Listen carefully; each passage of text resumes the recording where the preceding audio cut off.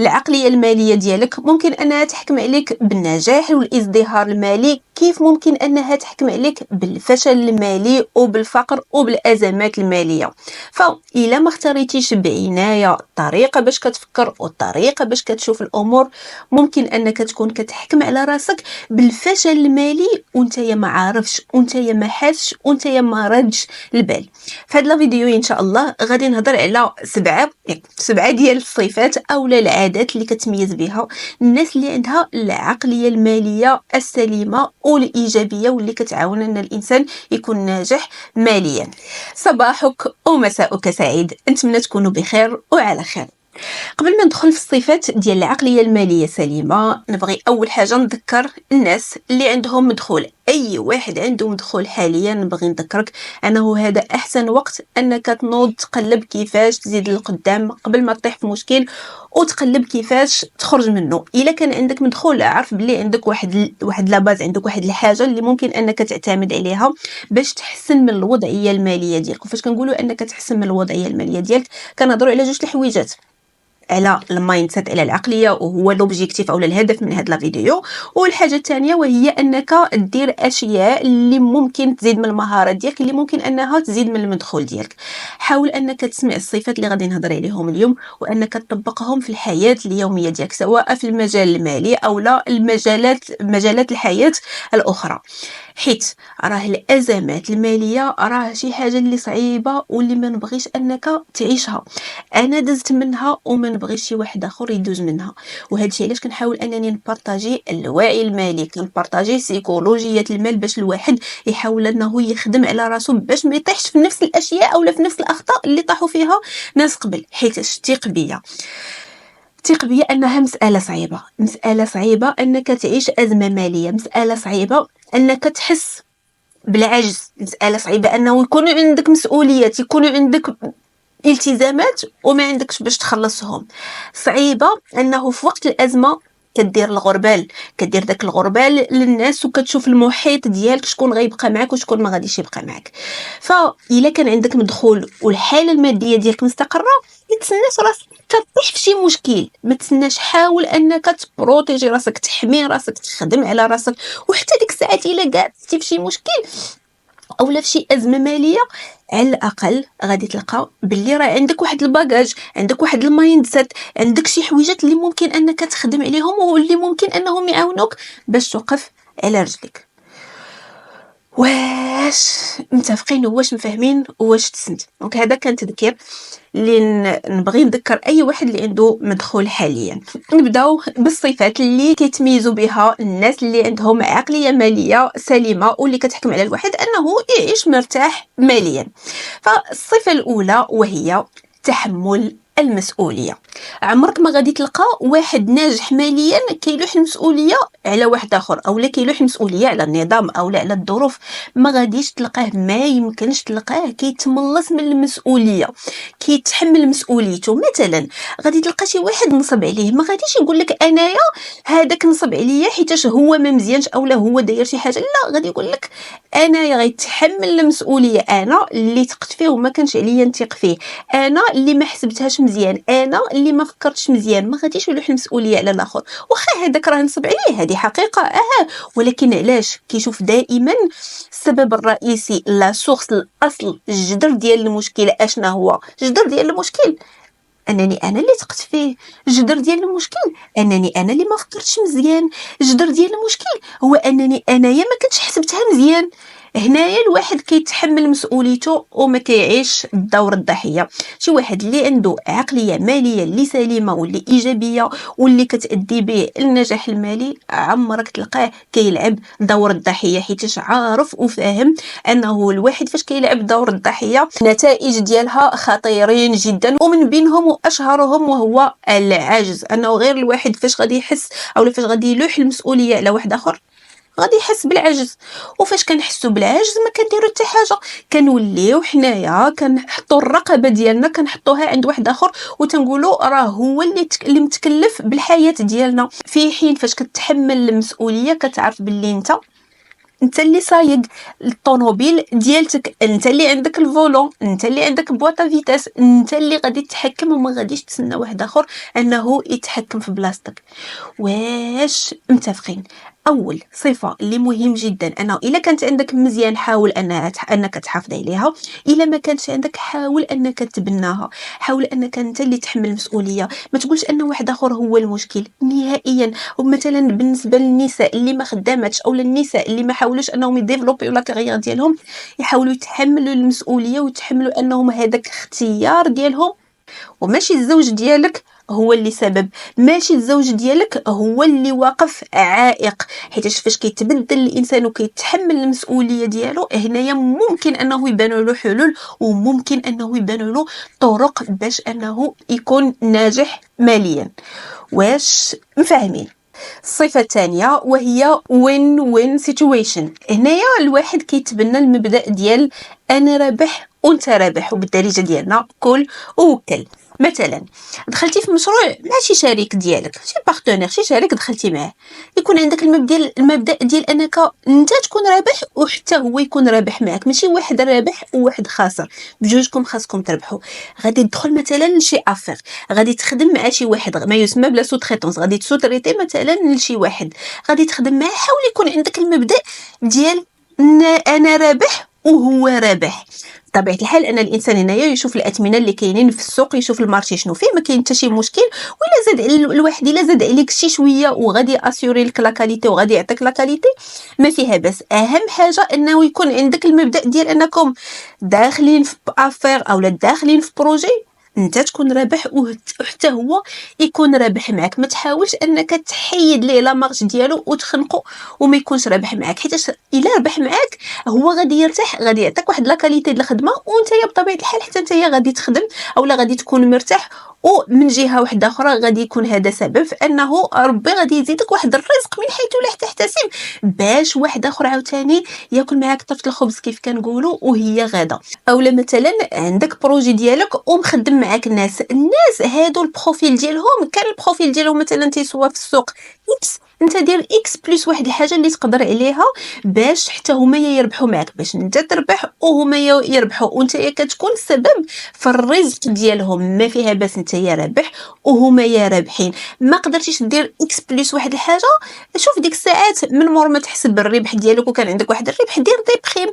ما فيها باس الانسان انت تكون رابح وهما يكونوا رابحين معك. وين وين سيتويشن. كنتي سالاريي راك رابح واحد الشهريه، راك رابح تجربه، راك رابح واحد العلاقات، هذاك الريزو ديال العلاقات اللي كتبنيه عن طريق هذيك الشركه اللي انت خدام فيها، وعن طريق السمعه اللي كاينه عند هذيك الشركه. بما ان انت راك رابح واحد الحاجه خاصك غير تكون كتشوفها، وفي المقابل خاصك تفكر هذيك الوين وين. انت يا رابح وتا هما خاصهم يربحوا معك. اش غادي يربحوا معك؟ غادي يربحوا معك بطبيعه الحال الخدمه اللي انت كديرها. غير هنايا ناكد على واحد المساله الله يرضي عليكم، وهي الاحسان في العمل.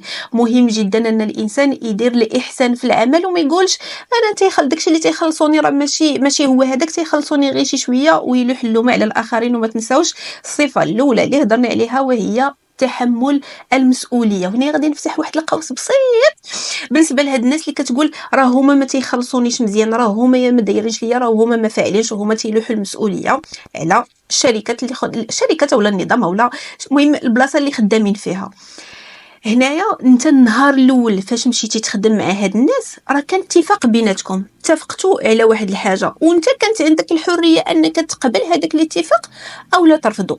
مادام قبلتي هذاك الاتفاق فما عندكش الحق هنا انك تلوح عليهم المسؤوليه، حيت نتايا بغيتيه. وإلا جاب الله هما ما التزموش، يعني الشركه اللي تخدم فيها ما التزموش وما حافظوش على هذاك الاتفاق اللي اتفقتوا، انت عندك الحريه تبقى او لا تقلب على راسك في بلاصه واحده اخرى. اهم حاجه انا بالنسبه ليا انك تتحمل المسؤوليه ديالك. واش متفقين؟ واش مفاهمين؟ واش تسنتي؟ الوغ هادشي بالنسبه للصفه ديال وين وين سيتويشن. ونبغي هنايا غير نزيد واحد المساله، وهي انه الوين وين سيتويشن راه تتطبق حتى ماشي غير في المساله ديال الخدمه، وانما تقدر تطبق حتى في العلاقات. حتى مثلا فاش غتمشي تجلس مع شي حد خاصك تفكر بالمبدا ديال وين وين سيتويشن. ما نمشيش لشي بلاصه اللي ما غاديش نفيد فيها وما غاديش نمشي لشي بلاصه اللي ما غاديش نستافد فيها. خاص يكون عندي وين وين سيتويشن. وهنايا الاستفاده ماشي ولا بدها غير معلومات، ماشي ولا بدها غير افكار، نقدر نستافد واحد الجلسه زوينه، غادي نستافد واحد الجلسه اللي انايا غادي نخرج فيها بواحد الطاقه ايجابيه، غادي نجلس في واحد الجلسه اللي انايا غادي نضحك فيها، اللي غادي نطلع فيها المورال. مثلا غادي نجلس في واحد البلاصه اللي غادي ناخذ فيها واحد المحبه، غنجلس مع ناس اللي غادي نعطيهم محبه وغادي ناخذ من عندهم محبه. دونك هنايا سي وين سيتويشن. هاد المساله، هاد الصفات اللي تنهضر عليهم اولا العادات اللي كنهضر عليهم راه كيعنيو الحياه الماليه بصفه خاصه والحياه ديالك بصفه عامه. واش متفقين؟ واش مفهمين؟ واش تسنت؟ الصفه الثالثه وهي احترام الامانه الماليه بالدارجه ديالنا، وهي اللي ديالي واللي ديالك. كتلقى الواحد اللي عنده عقليه ماليه سليمه، عقليه الغنى وعقليه الثراء، واللي ناجح ماليا، عمرو ما يدي ديال الناس، عمرو ما يدي شي حاجه اللي ما ديالوش. كتلقاه كوريكت في التعاملات ديالو، كيسالو شي واحد كيخلصوا لي فاكتور ديالو كيخلصهم، وعمرو يدي ديال الواحد. هذاك الشيء اللي كيسالو كيخلصوا وتيحيدوا عليه، وإلا كان ما غاديش يخلص لسبب من الاسباب كيقولها، تيمشي عند الواحد تيقول ليه اودي شوف انا راه ما غاديش نخلصك دابا، صبر عليا مثلا. اولا غيقول ليه انا راه ما غاديش نخلصك لهذا السبب، ها علاش وها علاش وها علاش وها علاش. كيكون واضح وتيكون عارف اللي ليه واللي عليه، اللي ديالو واللي ما ديالوش. عمرك تلقاه غادي يدي ديال الناس نهائيا. هذا تنهضر على اللي فعلا عنده عقليه ماليه ديال بصح، ماشي الناس اللي غاديين تقدر تلقاهم عندهم الفلوس ولكن ما عندهمش هذه العقليه. وهي كتبقى مساله وقت ان الانسان يقدر يطيح وانه يقدر يرجع للزيرو.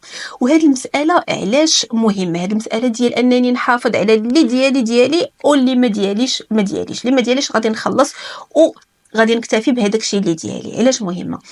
اول حاجه ان الواحد كيحافظ على السمعه ديالو، حيت السمعه ديال الواحد راه بها غادي يقدر مثلا يدير علاقات، واللي يقول علاقات يقول فرصه ان الانسان يربح اكثر. ثاني حاجه وهي ان الانسان كيربي اولا كيبني الثقه ديال الناس. هنايا الواحد مادام انا ديالي وديالك مستحيل ما يثيقوش فيا الناس، مستحيل ما تكونش كلمتي مسموعه، مستحيل انني نهز التليفون نعيط على شي حد وما يقضيش ليا الغرض، مستحيل انني نبغي ندخل في شي بروجي ونمشي نقترحو على شي حد ويبان ليه انه فعلا راه مربح وما يدخلش معايا. مستحيل، حيت هنايا الواحد كيربي العلاقات وكيربي الثقه مع هادوك الناس. وهادو راه الكابيتال، هادو راه راس المال. هذا راه راس المال اللي ما كيتشراش نهائيا واللي صعيب ان الانسان يبنيه، ولكن بغلطه سهل ان الواحد انه يهدمه او لا يردمه. واش متفقين؟ ثالث حاجه علاش مهم ان الانسان يحافظ على هذه الامانه الماليه، وهي ما يسمى بالكارما. يعني كما تدين تدان. انت الا ما خلصتيش شي واحد، انت الا ديتي ديال واحد اخر، راه اكيد حيت كاينه عداله الهيه، مستحيل انك تدي ديال واحد ومستحيل انك تكرفس واحد وما تخلصوش وما يجي شي واحد اللي يدير لك نفس الحاجه في الحياه ديالك. بكل بساطه كاينه عداله الهيه. واش متفقين؟ واش مفاهمين؟ واش تسنتوا؟ هذه كانت الصفه الثالثه وهي احترام الامانه الماليه. الصفه الرابعه وهي التركيز على الحلول عوضا عن المشكل. هنايا كتلقى الواحد كيعطي التركيز ديالو، كيعطي الطاقه ديالو، كيعطي وقته للحلول ماشي المشكل. ما تيبقاش يركز على المشكل فقط، كيعرف الاسباب ديال المشكل، حيت هذه مساله مهمه اللي كتعاون الواحد انه يلقى حلول، ولكن ما كيضيعش الطاقه ديالو، ما كيضيعش وقته على المشكل وما تيبكيش على الاطلال، ما تيشوفش اللور. صافي هذاك الشيء اللي وقع ها هو وقع، كاين شنو السبب ديالو وشنو هو الحل، كيفاش انا صافي غادي نتجاوز هذا المشكل باش نخطي الخطوه الاولى وما يبقاش عالق في هذاك المشكل. هذه مساله مهمه اللي كتميز بها الناس اللي عندهم عقليه ماليه ايجابيه واللي كتعاونهم في انهم كيسورمونطيو اولا كيتجاوزوا هذاك المشكل وكيخطيو خطوه لقدام. وغادي نعطي امثله باش نقرب الصوره اكثر. مثلا الا كنتي سالاريي والشهريه ديالك ما كتكفيكش، على سبيل المثال هذا مشكل. المشكل هو ان نتايا خدام ولكن الشهريه ديالك ما كتكفيش. الا بقيتي كتبكي على الاطلال وكتقول انهم هما ما تيعطيونيش الصالير اللي مزيان، هما ما بغاوش يزيدوني، هما دايرين، هما فاعلين، هنايا كيبقى التركيز ديالك على المشكل. اولا تقول انه صافي انايا راه ما كافينيش وما عندي ما عنديش كيفاش ندير وعندي مسؤوليات بزاف وهادي هنايا كيبقى التركيز ديالك على المشكل، كتبقى الطاقه ديالك على المشكل، تيوقع ما يسمى بالاستنزاف الطاقي. دونك الطاقه باش دير شي حاجه جديده ما كتبقاش عندك، وكتبقى دائما عالق في هذاك المشكل. وانما الا بغينا نشوفوا المساله بطريقه ايجابيه وتكون عندك واحد العقليه ماليه اللي انها تخرجك من هذا المشكل، واخا غتقول المشكل ها هو كاين، انا حاليا هذا المدخول اللي عندي ما كافينيش، شنو ممكن ندير، شنو هو الحل؟ اول حاجه بلاتي اجي نراجع انايا هذا المدخول ونراجع المصاريف ديالي. هذه اول حاجه خاص الواحد يديرها ويجاوب على السؤال فين كيمشيو فلوسك. اصلا خاصنا نعرفوا هاد الفلوس فين كيمشيو، حيتاش كنلقى ناس اللي كيقولوا لي راه المدخول ديالي ما كافينيش وراه تيمشيو ليا في المصاريف. فاش كنجيو كنحسبوا كنلقاو انه اكثر من 60% من المدخول ديالهم كيمشي في المسائل اللي ماشي ضروريه، اللي ما محتاجينهمش بالضروره، وهو تيبكي وتيشكي وتيقول لك هادشي اللي عطا الله وهما دايرين ليا، وتيعيش في الدوامه ديال الضحيه وفي الدور ديال الضحيه. دونك اول حاجه الانسان الا دار سويفت المايند سيت ديالو تيقول بلاتي انا بعدا خاصني نعرف فلوسي فين كيمشيو ونشوف هذه بعدا واش حقيقه ولا ماشي حقيقه، واش هذا المدخول فعلا كافيني ولا ما كافينيش. دونك هنا الواحد تيكون اورينتي اولا موجه الحلول. دونك اول حاجه غادي يشوف هذه المساله وانطلاقا من الجواب غادي يشوف عاوتاني شنو كيدير. ثاني حاجه الواحد تيشوف بلاتي تيدير واحد النقد الذاتي ويقول بلاتي انايا نشوف هاد الخدمه اللي كندير واش فعلا كتسوى هاد السالير ولا لا، واش انايا نقدر نبقى في هاد الشركه ولا نمشي نبدل الشركه، حيتاش الا بدلتها ممكن انهم هما يزيدوني، حيتاش انايا عندي حويجات اكثر لهاد الشركه ما خداتهمش بعين الاعتبار مثلا. اولا واش انايا خاصني نزيد من المهارات ديالي اولا. دونك هنايا كيولي الانسان موجه حلول، كيشوف اشنا هو الحل. غنعطي مثال اخر بالنسبه للنساء اللي مزوجات واللي تيقولك انني ما غاديش نقدر نخدم حيتاش راجلي ما خلانيش، حيتاش راجلي دار لي اولا حيتاش وليداتي هما السبب، حيتاش انا خاصني نبقى معاهم وهذا. دونك هذا مشكل، هذا مشكل. ولكن في المقابل الا حط الانسان التركيز ديالو على الحلول ممكن يلقى الحلول.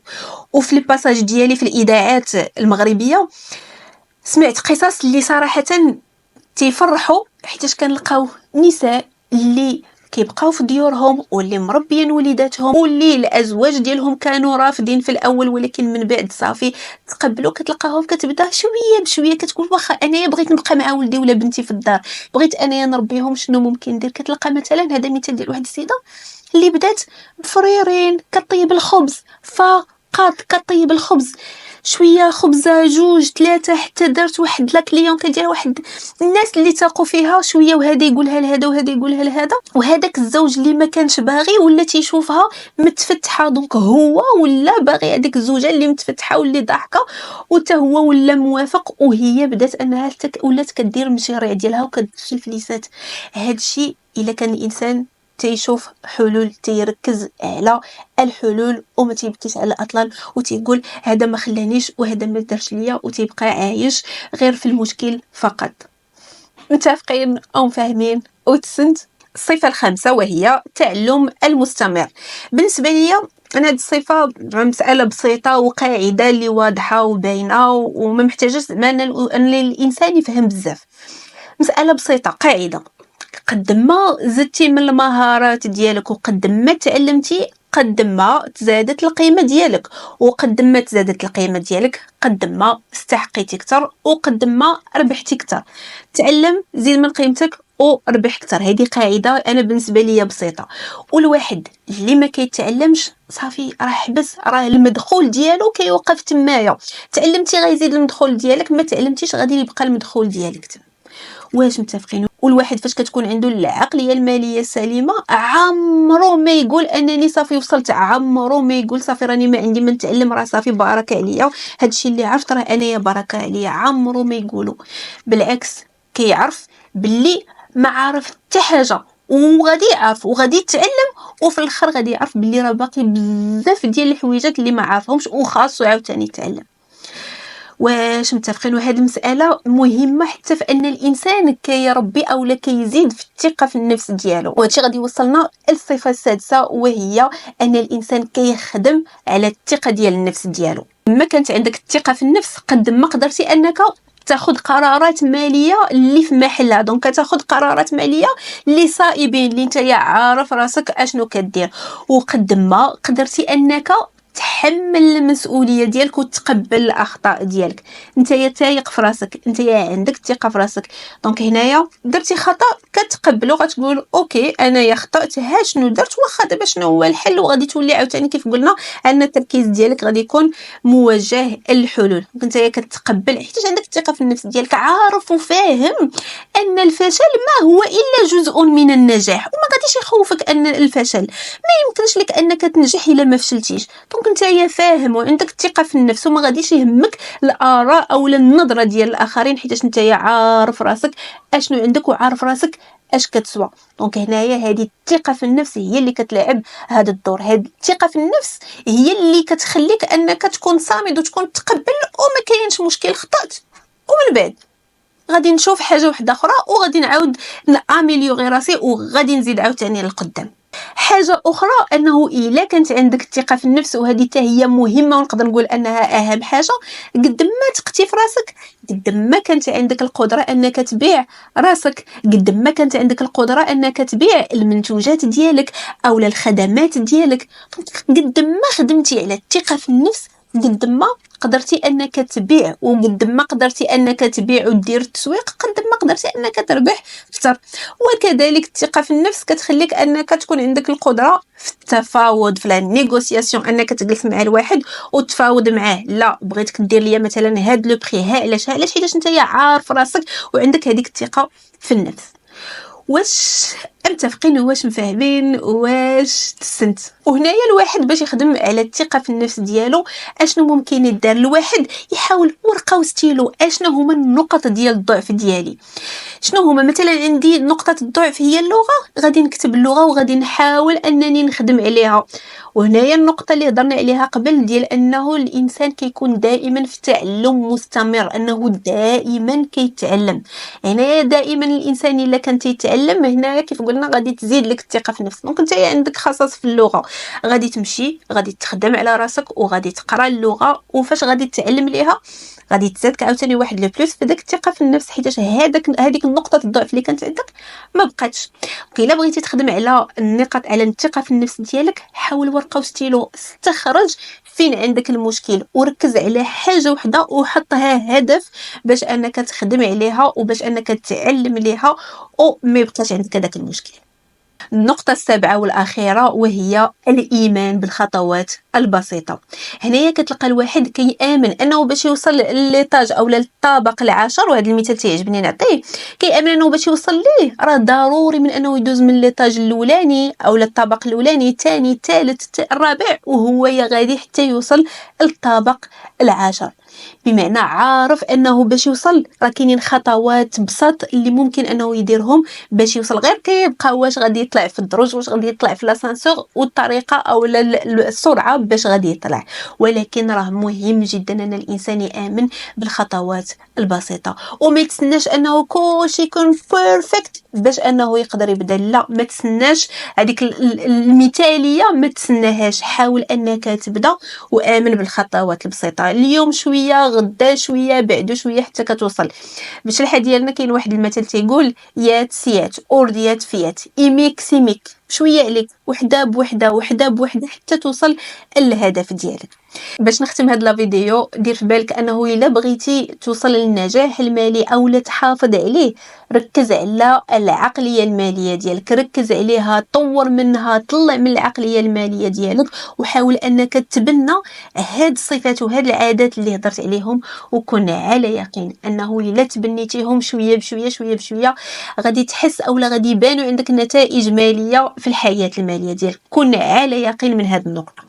واخر حاجه غادي نقولها او غادي نذكرك بها هي باش بديت هاد لا فيديو ما تنساش انه الا كان عندك مدخول اليوم راه هذا احسن وقت باش تنوض تقلب كيفاش تزيد لقدام قبل ما تطيح في مشكل، وتقلب كيفاش تخرج منه. الازمات الماليه راه خايبين وقاصحين، حاول انك تحمي راسك وحاول انك تنمي من العقليه الماليه ديالك.